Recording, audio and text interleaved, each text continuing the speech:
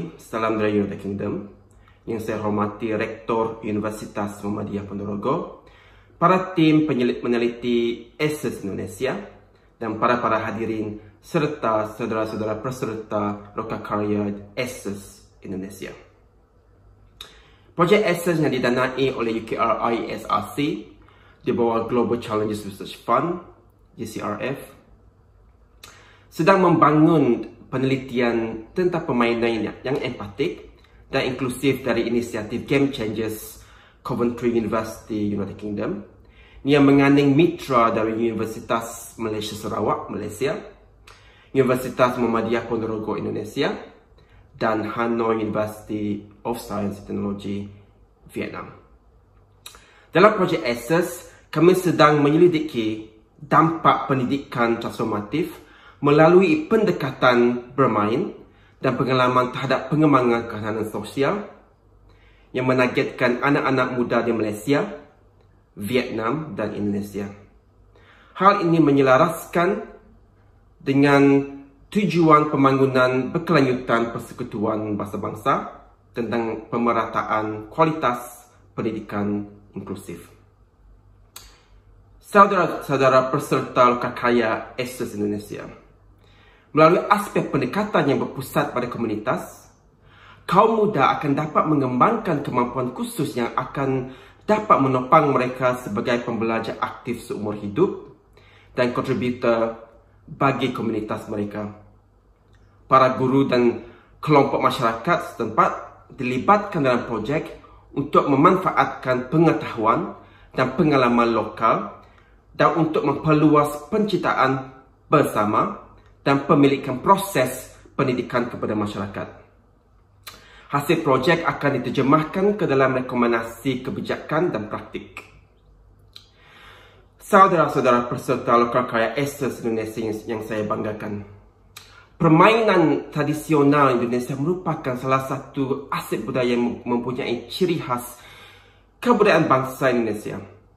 Permainan tradisional merupakan sekumpulan ciptaan tradisional, baik ini buat kelompok maupun perseorangan, dalam masyarakat yang menunjukkan identitas sosial dan budaya berdasarkan standar dan nilai-nilai yang diucapkan atau diikuti turun-menurun.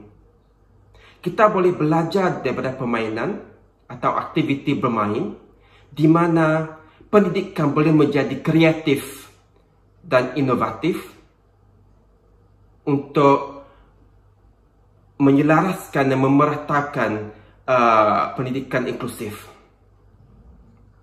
Indonesia memiliki beragam budaya yang patut dibanggakan.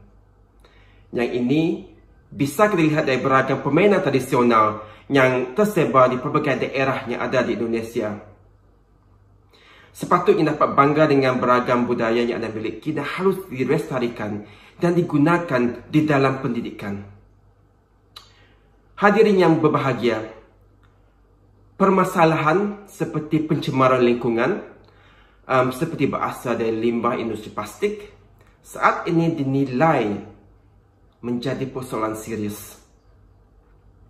Pengembangan ekonomi sekular dapat menjadi salah satu solusi untuk menjawab pelbagai tantangan tersebut.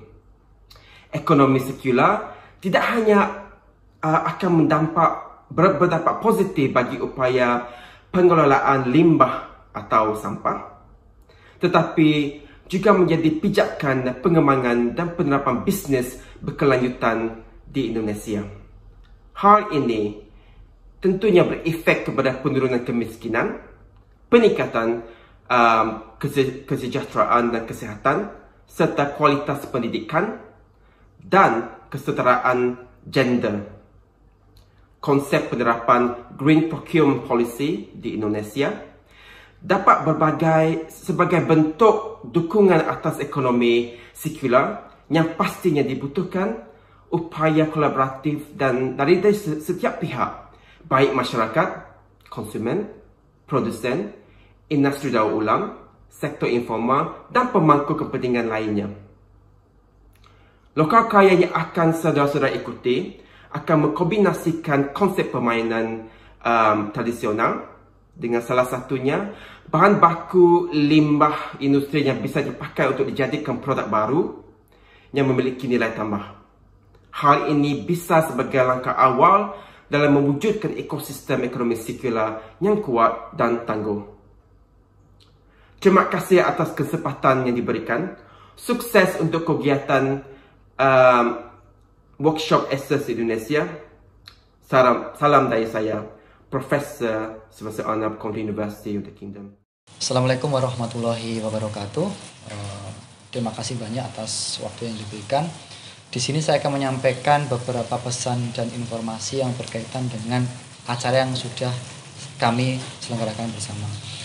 Ini adalah salah satu bagian dari riset kami multi years 3 tahun mulai dari tahun 2020, 2021, 2022 yang bekerja sama dengan Coventry University in the Kingdom, Universitas Malaysia Sarawak Malaysia, dan Hanoi University of Technology Vietnam serta Universitas Muhammadiyah Ponorogo di Indonesia.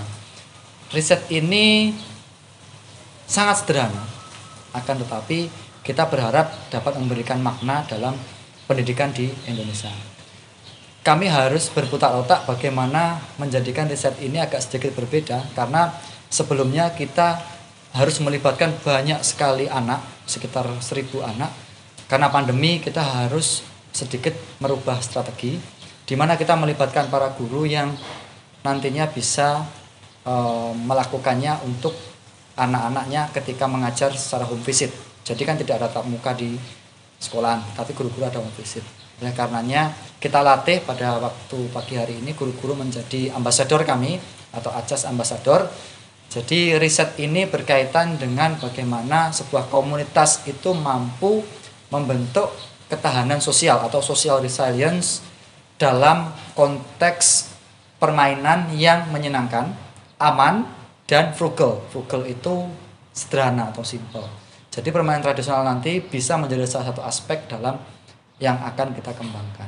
Kemudian yang terakhir yang mungkin bisa saya sampaikan bahwa riset ini nantinya akan dibawa ke 3 negara.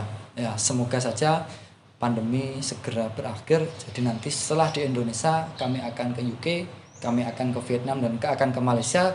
Sebaliknya teman-teman dari UK, Malaysia, dan Vietnam akan berkunjung ke sini melakukan hal yang sama dan melakukan aktivitas yang sama.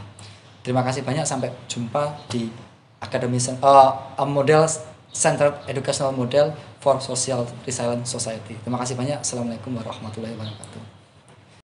Tentang Reogify, Research on Game and Pervasive Play.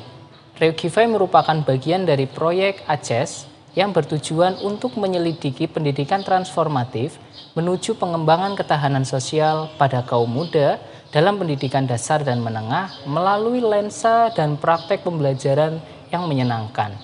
Secara khusus, mempelajari dampak model pedagogis pada Sustainable Development Goals (SDGs) atau pembangunan berkelanjutan di bidang kemiskinan, kesejahteraan, kesehatan, kualitas pendidikan, dan kesetaraan gender, baik itu di Indonesia, Inggris, Malaysia, dan Vietnam.